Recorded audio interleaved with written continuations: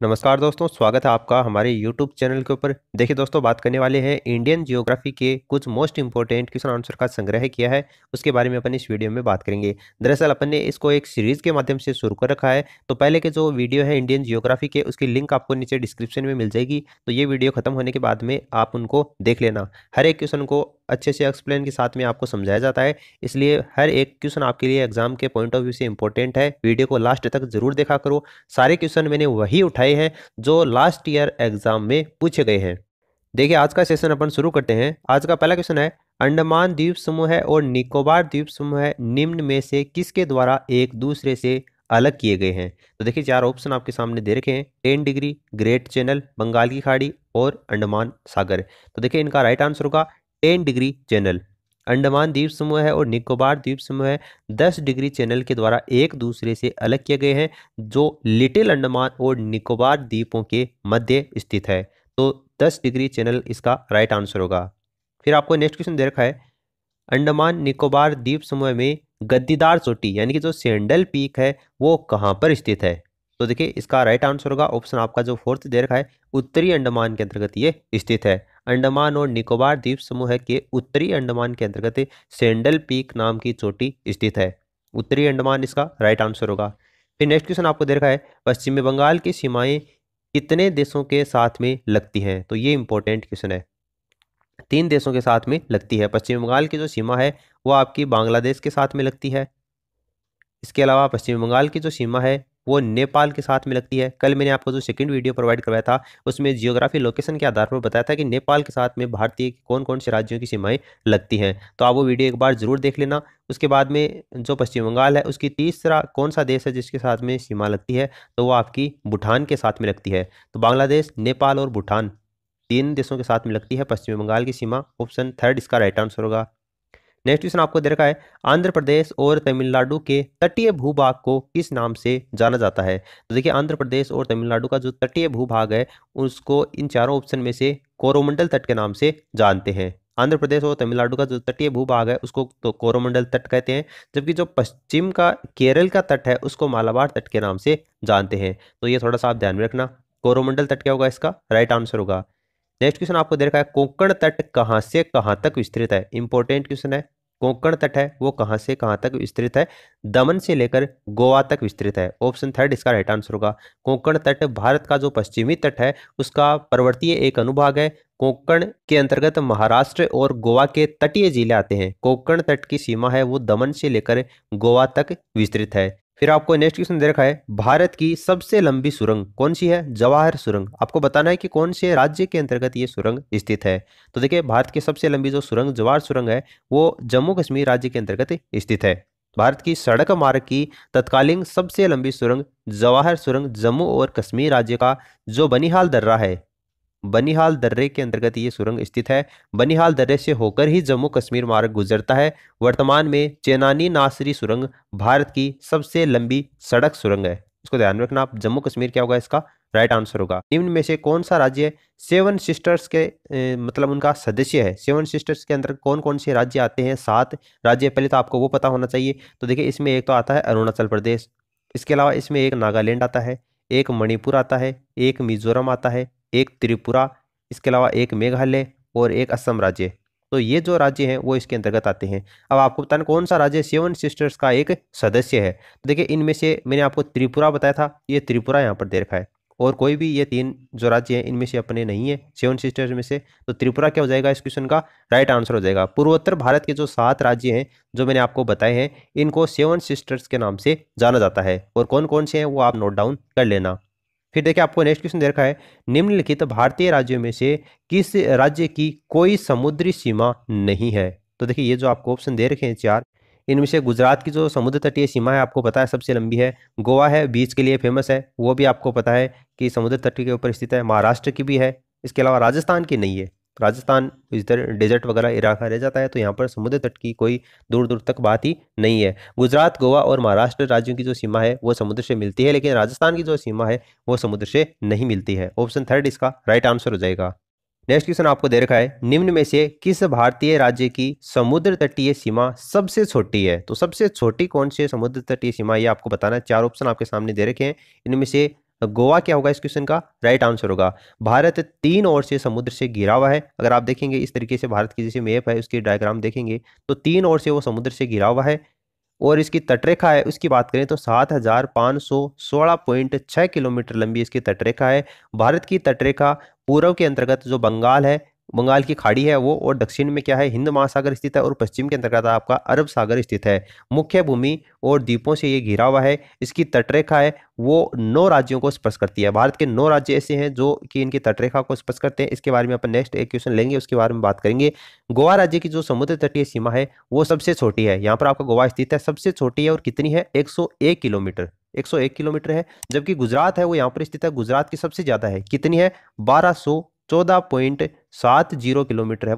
तो ये आप ध्यान रखना, गोवा क्या होगा इस क्वेश्चन का राइट आंसर होगा।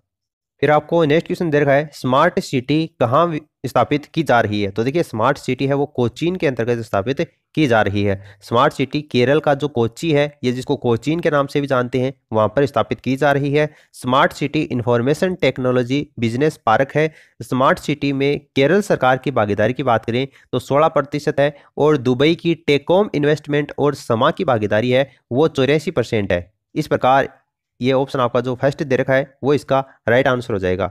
नेक्स्ट क्वेश्चन आपको दे रखा है सबरीमाला निम्न में से किस राज्य में स्थित है। देखिए इंपॉर्टेंट क्वेश्चन है। सबरीमाला का जो मंदिर है वो कई बार चर्चा का विषय रहता है, आपको पता होना चाहिए। सबरीमाला का जो मंदिर है वो केरल राज्य के अंतर्गत स्थित है, और केरल राज्य का एक जिला है जिसका नाम है पथनामथिट्टा।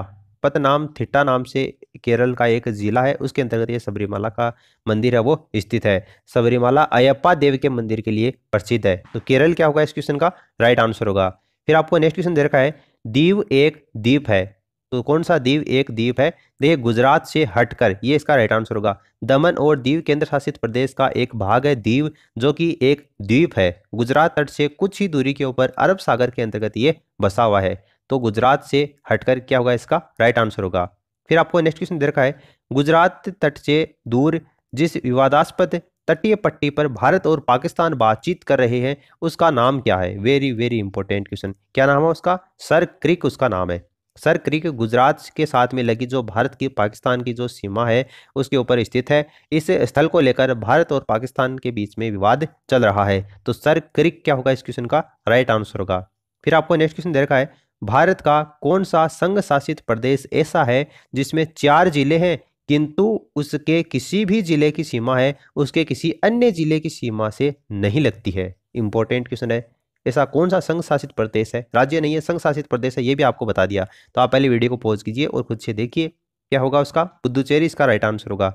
पुदुचेरी केंद्र शासित प्रदेश की सीमा इसके माहे जिले के द्वारा केरल से, पुदुचेरी एवं कराईकल जिले के द्वारा तमिलनाडु से, और यमन जिले के द्वारा आंध्र प्रदेश से लगी हुई है। अतः इसके किसी भी जो जिले की जो सीमा है वो किसी अन्य जिले की सीमा से नहीं मिलती है, इसलिए पुदुचेरी क्या होगा इस क्वेश्चन का राइट आंसर होगा।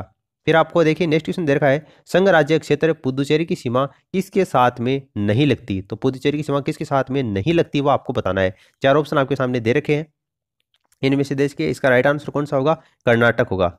अभी मैंने आपको बताया था कि पुदुचेरी जो संघ शासित प्रदेश है उसकी सीमा किस किस से लगती है। अब देखिए अपन बात करते हैं कुछ राज्यों से रिलेटेड और भी क्वेश्चन आंसर बने हैं तो उसके बारे में अपन बात करते हैं। मैंने 1 लाइनर्स क्वेश्चन आंसर लिए हैं यहाँ पर इकट्ठे किए हैं जो आपके लास्ट ईयर एग्जाम में पूछे गए हैं, तो इनको बारे में अपन थोड़ी सी बात कर लेते हैं जल्दी से। देखिए आज पहला क्वेश्चन इसमें दे रखा है लक्षद्वीप समूह के द्वीपों की जो उत्पत्ति है वो किस प्रकार हुई है। तो देखिए इसकी जो उत्पत्ति है वो परवाल भित्ति के कारण हुई है। ये क्वेश्चन कई बार एग्जाम में पूछा जाता है। लक्षद्वीप समूह की जो द्वीपों की उत्पत्ति है वो किसके कारण हुई है, परवाल भित्ति के कारण हुई है। इसके बाद में एक क्वेश्चन आपके आता है कि भारतीय मरुस्थल को किस नाम से जाना जाता है। तो थार के नाम से भारतीय मरुस्थल को जानते हैं, तो ये भी आप ध्यान रखना। एक क्वेश्चन आपको एग्जाम में कभी पूछा गया था कि भारत के कितने राज्य में समुद्र तट पर है। तो देखिए थोड़ी देर पहले मैंने आपको बताया था भारत के 9 राज्यों की जो सीमा है वो समुद्र तटीय सीमा है। उसके बाद में किसे कोचीन का जुड़वां शहर कहा जाता है। इंपॉर्टेंट क्वेश्चन है। कोचीन का जो जुड़वां शहर है वो किसे कहते हैं, एर्नाकुलम को कहा जाता है। एर्नाकुलम इसका राइट आंसर होगा। एक क्वेश्चन आपके एग्जाम में इस तरीके से भी पूछा जाता है, वो तट वाला क्वेश्चन मैंने आपको पूछा था ना कि उसमें पूछा जा सकता है कि कोंकण तट, मालाबार तट और कोरोमंडल तट, इसके अलावा काठियावाड़ जो तट है उनमें से कौन सा तट ऐसा है जो कि पश्चिमी तट का भाग नहीं है, इस तरीके से पूछा जा सकता है। तो ये आपको पता होगा कि जो कोरोमंडल तट है वो पूर्वी तट का भाग है, नहीं कि पश्चिमी तट का भाग है। तो इसमें कोरोमंडल तट इसका राइट आंसर हो जाएगा। इसके बाद में एक क्वेश्चन आपको पूछा जाता है कि भारत के साथ में किस देश की सीमा है वो सबसे छोटी है। तो सबसे छोटी सीमा भारत के साथ में भूटान देश की लगती है। भूटान इसका राइट आंसर हो जाएगा। एक क्वेश्चन आपको एग्जाम में पूछा गया था, कभी ऑनलाइन एग्जाम हुई थी, उसके अंतर्गत कि किस भारतीय राज्य की सीमा सर्वाधिक राज्यों की सीमा को स्पर्श करती है। तो देखिए उत्तर प्रदेश राज्य क्या होगा, इसका राइट आंसर होगा। इसके बाद में अंडमान और निकोबार द्वीप समूह की सबसे ऊंची चोटी कौन सी है। तो देखिए सैंडल पीक चोटी है, सैंडल चोटी है वो अंडमान और निकोबार द्वीप समूह की सबसे ऊंची चोटी है। एक क्वेश्चन एग्जाम में आपके ऑनलाइन एग्जाम में आया था कि पोर्ट ब्लेयर किसकी राजधानी है। तो पोर्ट ब्लेयर अंडमान और निकोबार द्वीप समूह की राजधानी है। नेक्स्ट क्वेश्चन देख रहा है कौन सा शहर सीमांध्र की नई राजधानी होगी। तो अमरावती क्या होगी, इसकी नई राजधानी होगी।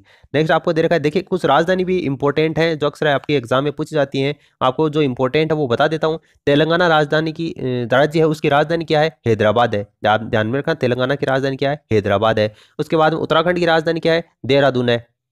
आपको पता होगा रायपुर है वो किस भारतीय राज्य की राजधानी है। तो छत्तीसगढ़ की है। रांची है वो किस भारतीय राज्य की राजधानी है, झारखंड की है। गांधीनगर किसकी है, गुजरात की है। पटना है वो बिहार की राजधानी है। भोपाल है वो मध्य प्रदेश की है। लखनऊ है वो उत्तर प्रदेश की है। पणजी है वो गोवा की है।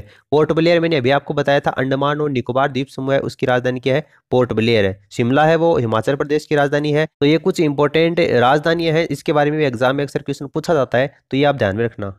फिर आपको नेक्स्ट क्वेश्चन दे रखा है भारत में सबसे लंबा समुद्र तट यानी कि जो बीच है, सी बीच, वो कहां पर स्थित है। यहाँ पर सी बीच की बात हो रही है, तो वो कौन सा है, मरीना तट है। मरीना तट या फिर मरीना बीच। नेक्स्ट क्वेश्चन दे रखा है किस राज्य की तरफ बांग्लादेश की सीमा है। तो बांग्लादेश की सीमा है वो कौन से राज्य की तरफ है, ये आपको बताना है। तो भारत का कौन सा राज्य है, वो त्रिपुरा राज्य है। लोकेशन मैंने आपको कल जो वीडियो प्रोवाइड करवाया था ज्योग्राफी का सेकंड वीडियो, उसमें मैंने आपको दिखाया था त्रिपुरा की और बांग्लादेश की सीमा किस तरीके से आपस में लगी हुई है। नेक्स्ट क्वेश्चन आपको दे रखा है भारत में एकमात्र ज्वालामुखी बेरन आइलैंड कहां पर स्थित है। तो ये अंडमान द्वीप समूह के अंतर्गत स्थित है। अंडमान द्वीप समूह इसका राइट आंसर होगा। एक क्वेश्चन आपको पूछा जाता है कि अंडमान और निकोबार कौन सा जल स्रोत है वो इनको अलग करता है। तो देखिए 10 डिग्री चैनल है वो इनको अलग करता है, जिसके बारे में मैंने आपको पहले भी बताया है। नेक्स्ट वीडियो में अपन बात करेंगे आपके कुछ पर्वत से रिलेटेड, कुछ पठारों से रिलेटेड जो क्वेश्चन आंसर अक्सर एग्जाम में पूछे जाते हैं, उनके बारे में अपन बात करेंगे। तो एक बार थोड़ा सा आप सेल्फ स्टडी कर लेना, ताकि जब कोई झीलों से रिलेटेड या फिर पर्वत से रिलेटेड या दर्रों से रिलेटेड कोई भी अगर एमसीक्यूज अपन लगाएं, तो एक बार आपका वो उसमें रिवीजन हो जाए। वीडियो अच्छा लगा तो इसे लाइक कर दीजिए, अपने दोस्तों के साथ में शेयर कर दीजिए, ताकि उनको भी अपनी स्टडी के अंतर्गत बेनिफिट मिल सके। मिलते हैं नए वीडियो में उस नए क्वेश्चन के साथ में, तब तक के लिए जय हिंद जय भारत।